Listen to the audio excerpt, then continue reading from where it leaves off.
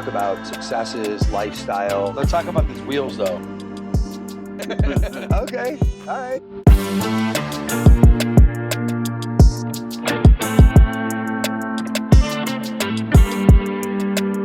Welcome to Crown Jewels. Today we have a good friend of mine joining us on the show, Peezy. Right. Thank you for coming on. I appreciate it. Oh boy. We're going to get into the watch collection and all that stuff later on, but this episode is going to be a little bit different because we are fresh off of the release of the Still Ghetto album, a project that I was lucky enough to be a part of. So let's kick it off there. First of all, how does it feel to finally have the project out? I feel amazing, man. The feedback just been beautiful. Like everywhere I go, they all just saying the same thing. We love the album. I love the album. We did a great job. What songs are people talking about? Well, of course, they love Hide the Rest with Ross. They love It's Given. People been saying the tape got no skips. I've been seeing no skips too in the comments. Yeah, no skips. Of course, Main Artery, one of their favorite songs. If I Can Make It, You Can Make It. 96 Impala with Larry June. Right. The outro with Big Sean. You know, they got a lot of favorites on there. Yeah, I mean, you lined up a lot of heavy hitters on the project. Ross, Big Sean, French Montana, G Herbo, Larry June, Jeremiah, 2 Chainz, Doug, Bezzo, G Herbo. I could sit here, it would take half the episode. That's another one, the one with Doug. They love that one. Yeah, they love Doug called me last night and said, they're saying that's the best song on the album. I swear. And then I hung up the phone. But I want, I love Doug, but they really do. So let's talk a little bit about the motion in the studio when we came to Royal House and you said, all right, let's put this together and finalize it. I need it to be something special. How did that like mature and then turn into what it is now? Initially, it was just to get mastered. But once you heard the music, you know how you is. You know, you got to hearing shit and you just like, as a good friend of mine, you wanted the best for the project. And me, I wanted the best for the project. I thought the project was done till I got with Rods. And he just like, P, you know you could do better. So we scratched that whole shit, most of it, and just run in there and rebuilt the whole tape over from scratch. You know what I'm saying? And that was one of the best decisions I made. And I want to tell you, I appreciate you. Yeah, bro, I appreciate you too with the trust. Like building the studio and having it here is exactly what this is for. Like, you know, we've been friends for a long time too. So seeing it come full circle like that is like extra special, you know? Let's talk a little bit about like the motion while we were in there. We would do a record. You would say like, hey, I hear this person on there. You would pick up the phone. I would hear the conversation within a day. And then what would happen? Feature would be sent back. Or the song would be sent, conversation to be had. It'd be simple. Like really a conversation for real. I'd send the vocals, they send them back. Like it happened every time like that. So do you feel like it's better for the artist to reach out direct when trying to get business done with other artists or send the manager? Me, I got like personal relationships with every artist I did a feature with, except for 2 Chainz. But I fuck with this DJ Sud, so it was love, you know. But yeah, I'm more like a hands-on type of person. Even when it come to like getting beats and shit cleared and handling shit with producers. Like the other day, I was just talking to a producer or a manager of a producer, and some shit had happened behind the scenes, and he was like, "You got a manager?" And I was like, "Yeah." He was like, "I never seen an artist reach out about like producer agreements." You know what I'm saying? I'm like, bro, I'm hands-on with shit because I know if I reach out, I can get a different response from versus somebody else reaching out because people fuck with me. Like if you saying there's more respect behind it when you're the one reaching out, of course. Because they looking at it like, oh, they fuck with you. But if somebody from the label or somebody hit them up, it's business. You know what I'm saying? So that's why I like reaching out myself. And then I always extend my hand before I ask for anything. So I always tell somebody like, I fuck with you, bro. You know, if you ever need me, just let me know. Yeah. Shit like that. But yeah, I basically got relationships with everybody. So I'm picking up the phone. I'm calling people, you know? Yeah. So, I mean, I saw it firsthand. That's like how the entire program came together, you know, in the studio in 30 days. Out of all of the songs that you did on this album, which one do you think is maybe the most different or shows like a completely different side of you? Might be kind of a tough question, but. Bond Number 9. Bond Number 9. Yeah. Okay. Bond Number 9, because it showed like a melodic side of me, showed like a vulnerable side of me. Like we did that song 2.5 years ago. Yeah, facts. And then like it got Mike on there, like Mike's voice just no homo. Like I just love Mike's voice on the song. Right. Yeah. It's just raspy. perfect. Like, yeah. You know what I'm saying? So that song was special to me. That showed like a different side of me. Main Artery. That was like kind of vulnerable for me too. Yeah, To rest in explain that peace, Snoop. situation. That was like my first time really going in depth about that situation. If I can make it, you can make it. Was another one. Yeah, that wasn't going on the album initially. No. You said, Roger, I think there's one more. Yeah. You know, after like we had probably finished the album, and then I heard it and I was like, oh yeah, this one's got to go on. We have to mix and master this one. This is like a super motivational because it's true. Yeah. Because like where you came from and what you talk about, you're the same as most of everyone. Me, Rod, Nate, whoever. But I tell you all the time, like, bro, you really like can understand this shit. You really relate. Like, even though we all come from different walks of life, you really get it. Like, you don't judge us, you understand it. So it's kind of like easy. Like, I like you one of my favorites to work with just because of that. Appreciate it. You know what I'm saying? How do you feel about the Larry June record? Oh, that's one. Oh yeah, damn. Only because that one is a little bit, I felt like is a little bit out of pocket, and it's got that West Coast vibe.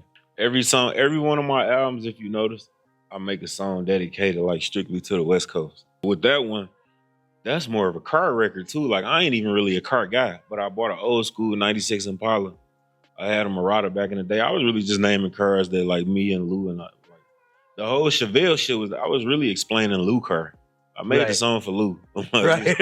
Okay. So yeah, it was really for Lou Graham. So Lou, listen to that one. Yeah. Lou fuck with that. Yeah, like, that was made strictly for his Chevelle. And I'm like, I need either Currency or Larry June on here. Yeah. It's crazy because like the tape was coming out at 12 midnight. 5 in the morning, Larry June like sent the verse. Oh yeah, I was aware. because we had to go back in. I think I sent a driver for Mike like 20 times. So I had Mike come back in and we dialed it in like fairly quickly. Like 5 in the morning, the night before the tape came out, Larry June like rushed to the studio and did the verse. Yeah. Yeah, shout out Larry June, man. Like that's real artistry. That's real life keeping your word. Like yeah, absolutely. That's some shit I'll do. Yeah, absolutely. I've seen you do it a million times for people. Between dropping the album Ghetto in 2023 to then 2 years later, Still Ghetto finally coming out, we had started working on Still Ghetto a couple years ago. What happened between now and then, and what were the decisions that were made? Because I know a few tapes came out in between then. I go off of feeling. I go off like how I'm feeling. So when we was initially working on this album, I was gonna drop it, but fans kept saying they want to hear the old Peezy. So that's when I got with K Money. And I made one song and it just turned into an EP because I just did it all in one day. And when that shit got to coming together, I'm like, I need to put this out right now. And that's why I put Small Town Ghetto out, because it was just like fans was begging for that type of music. It was a good decision I made because I was able to hold this tape off. Right. And come back and you know what I'm saying, tweak it. But in that moment, the fans wanted to hear like raw shit. Like they wanted that real, you know what I'm saying? It just be seasonal. Yeah, for sure. So I think there was 2 or 3 albums that came out between Ghetto and Still Ghetto. And I was flying to Florida with my whole family. I had the new baby, the kids, the wife, and we're sitting there and I get on the plane and all of a sudden I see you and your girlfriend on the plane. And I got my like a 3-month-old screaming, and I'm thinking like I haven't seen Peezy forever, like and that's like kind of when we reconnected, And I saw you, and you're like, give me a hug, and I'm like, F you, and then we did the album. Yeah, it was nice. It was a nice thing. It just God working. Yeah, exactly. It was really a very big full circle moment, and I believe like this album needed this much time to mature. Thank God we waited, or this would have never happened. So I've always been like, you don't know when it's going to happen or why. So always just stay positive through it all, because it's going to happen. Just it's never on my time or your time, 100%. So it was really an interesting thing to see. We got 1 million songs. Yeah, we do. And then we went back while we were working on this. Obviously, you're creative. So every day we'll go into a mixing and mastering session, and then you'll end up recording 5 new songs. Yeah. And then we'll be like, okay, we're going to put this one on the tape.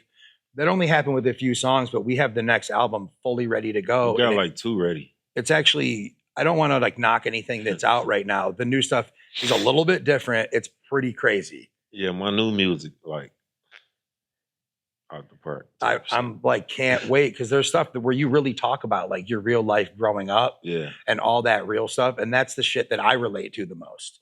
Like that's that real shit, and I really feel like the Detroit artists, people don't know this, but they're like the real working, like grinding, independent artists that like did this from absolutely below nothing. Yeah.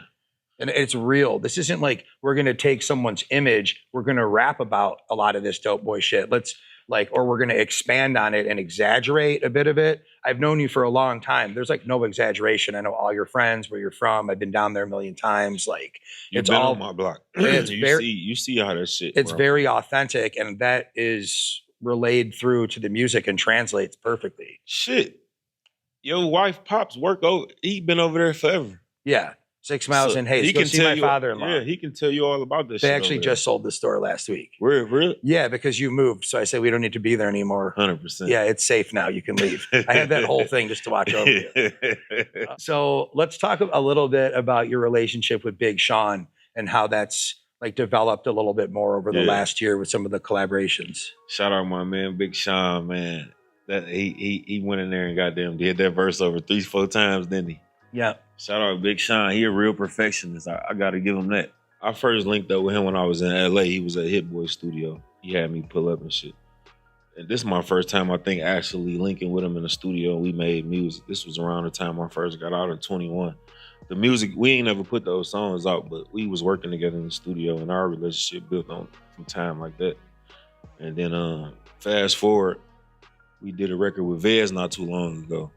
And he was like telling me like, send me some shit, bro. You know what I'm saying? And I'm like, bet I got you. When I heard that record, when I made the record, he wasn't gonna be on the record, but I posted it on Instagram. And he heard it. He like, send me that. You know what I'm saying? So I sent that shit to him.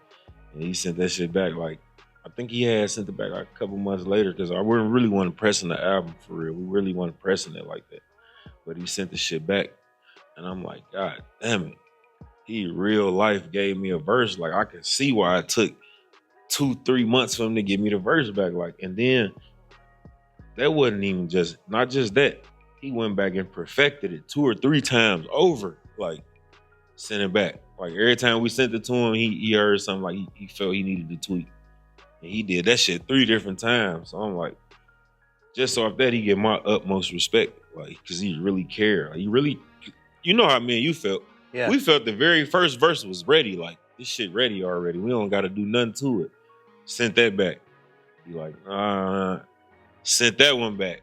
Yep. He wasn't fucking with that one. Then the top line on the vocal. And we just went in there and remade the beat. And shit, that motherfucker came out fire, church. Like, you know what I'm saying? That's how an outro is supposed to sound.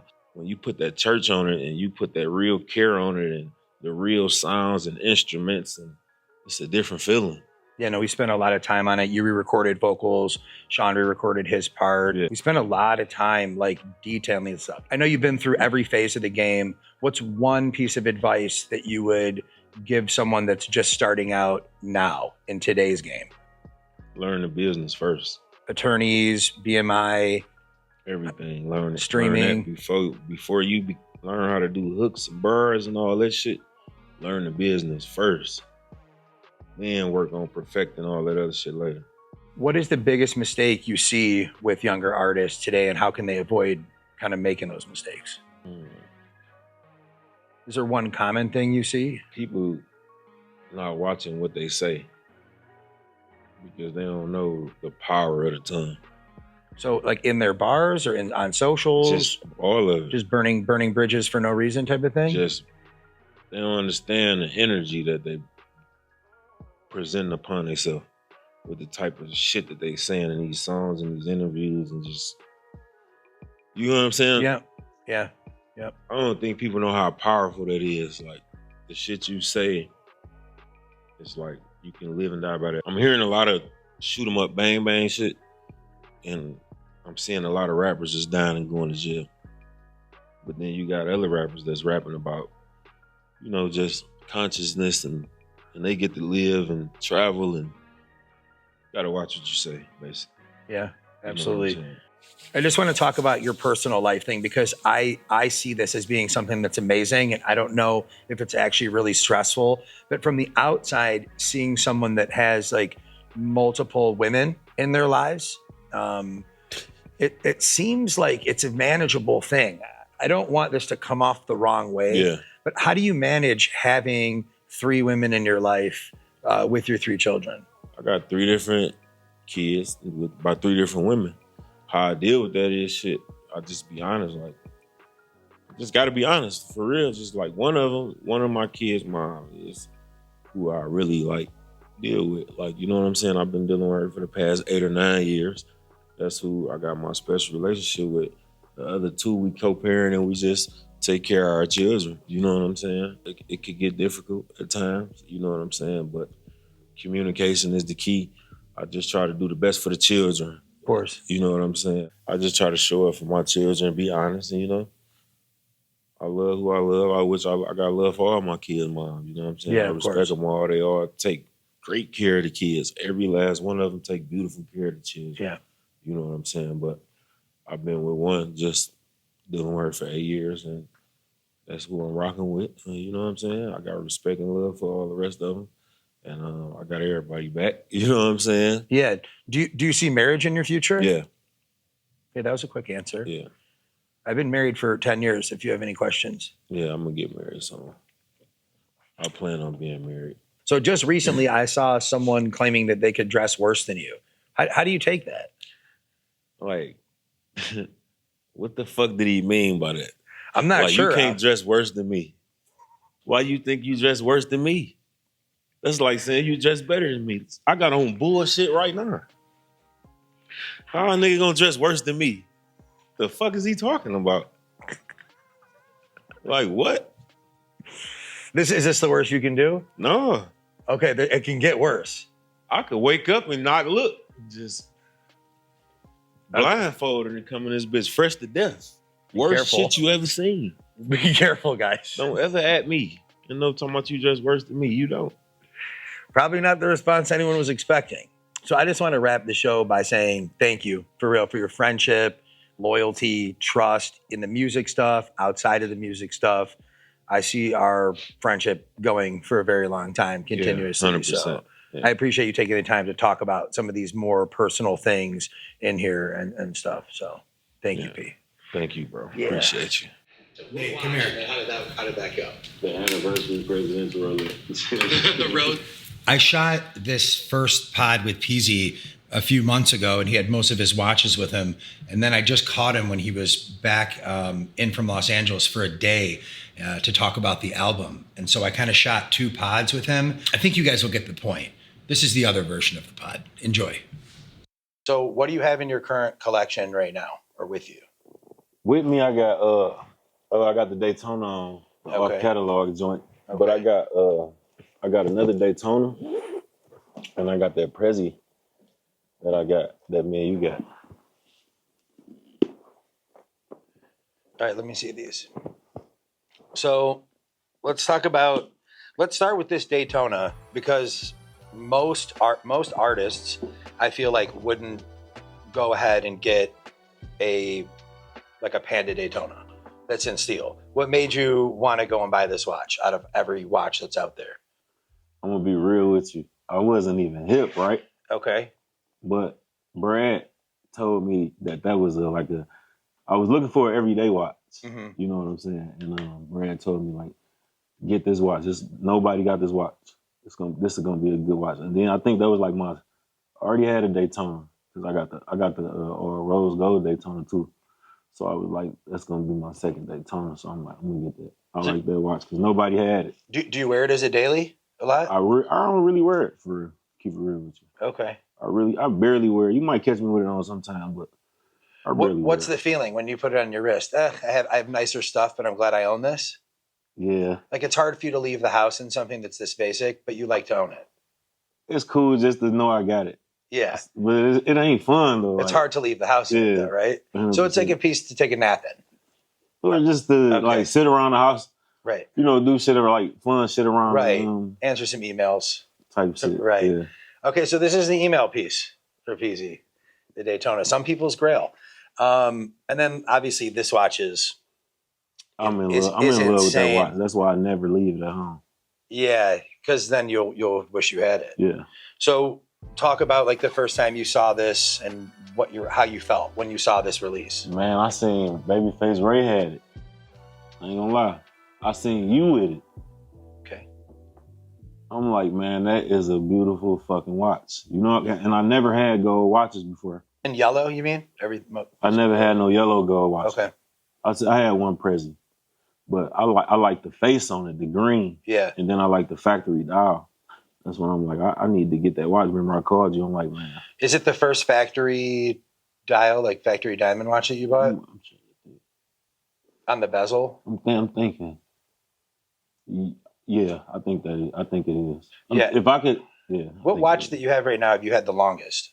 Probably my platinum Prezi, the platinum one. With the ice blue dial? Yeah. Is it dark blue Roman numerals? It's dark blue Roman numerals. It's called a quadrant dial. It's discontinued. Yeah, I love that. That's my favorite one. So it's got all the blues on it. Yeah. And then let's like talk about this one that's on your wrist, because this is sick, right? This is something that you don't see ever. I've like worked with a ton of artists all over the place, and like, you know, have friends that are athletes and stuff, and I'd never see off catalog Rolex stuff. 100%. With it. So what happened with that? How'd you acquire that? It'd be like waking up and being tired of old shit. Okay. You know what I'm saying? It'd be like out with the old, in with the new. Like, and then me, I'm always looking at ways to go up. You feel me? I'm like, how can I make sure I'm sticking out, but staying humble, but just making sure they know. You know what I'm saying? So I'll go have a conversation with my jeweler, Brad, or you know, you, Mac Nichols, or somebody like that, and just go up there. I don't know how many they made. I know it's a new watch. Is it for 2025, or was it? Did they make it last year? No, I don't think this one. I think this was for last year. Okay, we'll get some information on it. But the fact that it's on an oyster strap and it's white gold, it's like when you know, you're like, wow, that's insane. This shit like see through. Like the diamonds on his watch is fucking insane. Yeah, they have the best quality stones. What are some other pieces that you've had in the past that you regret maybe like getting out of? And then have you ever bought the same watch like 2 or 3 times? Yeah. So explain that. So what watch, and then how did that go? The anniversary presidential Rolex. The rose one with the green dial? Yeah. Yeah, that watch is a whore for the street. I bought that watch twice. Okay. Was it the same price both times? Oh, like look, I had got it for cheap one time, got rid of it, and then bought it for 96 grand in the pandemic. Okay. That's crazy. Okay. But I got out of it for 88 grand. Okay. So I was like, my heart stopped for a moment because having 96 locked into that watch is a crazy L. I spent 96,000. That's okay. 8 grand's like a pretty normal L for getting in and out of a watch fast. What are some pieces that you've had that you wish you still had now? I recently had the Pearl Master, the Tridor. Is it called the Tridor, the Masterpiece? Yeah, does it have a gradient, like multicolored? Yeah, the multicolored one. I like that watch. I just had that watch. In yellow with the green dial? It was all like 3 colors: rose gold, yellow gold, and white gold. Okay. Like the Masterpiece Rolex. Okay. I was just wearing it, but I got rid of it. But it 39 cool. millimeter? Yeah, 39 millimeter. How'd you feel about that size? I liked it. Okay. Yeah, but I just felt like it was kind of like old school for me. Too old school? No, it was like, if you from Detroit, you down there gotta have a Masterpiece. Right. No, for sure. I've talked about this with other people before. Yeah. But after a while, I'm just like, this ain't my swag. Yeah. How much was it? Probably like 43,000 or some shit. Wow, like they're super cheap, and that one's like crazy color combo, so you can pick them. They're not even expensive. Yeah. What are your favorite brands, like watch brands? I know that like there's some heavy Rolex stuff. What else do you have at home? My favorite watch. I had so many watches and got so many watches. Yeah. But my favorite watch, you asking me that? Which one is my favorite? Yeah. It got to be the rose gold Daytona, the chocolate with the chocolate face. That's my favorite watch. Do you have that? Yeah. With the numbers also on it, the dial's like filled. Yeah, that's a great watch. Who'd you get that from? Brad. Yeah, that's a great piece. Yeah. It's a I'm in love with that fucking watch. Yeah, it's a beautiful watch. Have you ever gone into an authorized dealer and bought anything from a Rolex store or from like any of these companies, like a AP store? Or do you always source from Rovers? No, I haven't. But you know what I just learned? That you can actually go on Rolex and buy a watch. Like for a long time it was like people were telling you it was like a waiting list and all that shit. Mm-hmm. But I actually found out that that's capped though. You know what I'm saying? So actually, now that I know that, I don't have to deal with like third-party jewelers and shit like that. When it comes to Rolexes, but I think as far as Audemars, I think you got like build like a relationship with people or something like that. Yeah. No, they want to kill. They want to kill you before. And that's another reason I really never bought an AP, because it's kind of hard to trust getting those watches from jewelers and stuff like that. And then like one of my friends had a problem with buying an AP from a jeweler. Was it aftermarket like diamonds? No, it was like the movement on the inside. I guess it wasn't right or something. Oh, so it was a fake movement, but like potentially a real case? Yeah. Or it was all fake? No, the case was real, but the movement wasn't. That's insane. Yeah. So what happened? He ended up giving it back to the jeweler, and I guess the jeweler had to end up selling it for him. But the jeweler didn't give him the money back. You know what I'm saying? Yeah. So he had to leave it with him to sell. That's why you have to be careful with that stuff. That's crazy. Yeah. If you could have any Patek watch, what would it be? Aquanaut. Okay, which one? Orange, with the orange band. Okay, with the orange band, you can swap them out. Yeah, it's a really nice piece. All right, so I wanted to show you something. Also, I brought a piece just to get your reaction to it, because I know you love off catalog, and I know that you bought that piece there from Brad. So I wanted to bring this and get your reaction to it. The cotton candy in person, yeah, because you have a pink glow in the dark car, so I feel like this would go well with that. This is beautiful, man. I ain't gonna lie. No one does it like Rolex with that stuff. That's a beautiful Even watch, Patek and like AP and stuff, they don't typically go with that crazy of a color combination. This is a beautiful watch, man. Recently they have, but this is something they've been doing at Rolex. How'd you get motivated to get this one? I saw yours and I was like, I'm not letting him fucking have the one up on me for that shit. So it's like just a game of friendly motivation between Peezy and I. Who can make the other person feel let me see. Like a bigger let's piece see if we of can shit. put them both on a Here. Let's see if we can like get them both for the camera. Look at this. It's insane. Yeah, that's crazy. Yeah, these are unbelievable. That's crazy. So what do you think? Better in person, right? Than they're just in person. This watch feel good too. It's got good weight to it for what it is too. It's white gold. Yours is the same way as well. So what do you think your next watch is going to be? Like, do you have your eye on anything? The skeleton? Yeah. Okay. All right. I'm working on it. Yeah, the skeleton. It goes up and down in the market so much. It's kind of like it's an interesting watch to have. Also, one thing about AP I don't love is like that bracelet. If the wind hits it, it scratches because it's all brushed. But it is also why it looks so good. You know what? I didn't know, like, like the black ceramic ones. If you break a link, it's like $10,000 to get it fixed. It probably takes a while, and it's super easy to break the watch. Like you drop that watch, it's gonna. So a lot of people like kind of wear them oversized, so they don't break the links. But I'm not crazy about them though. But the skeleton.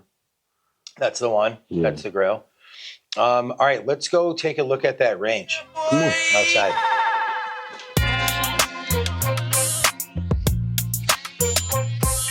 So obviously you can't drive this car anywhere without people like screaming at you, right? 100%. Yeah. So like I don't even think I've seen you. I saw you one time driving it, and you were about a mile away, and I called you. That's probably annoying about this. Let's talk about these wheels though. These the Travis Scotts. Say, do not read this and drive. It's a long wheelbase. 3-row. Oh, you want to see some? You want to see some cool shit? Yeah, of course. Let's see it.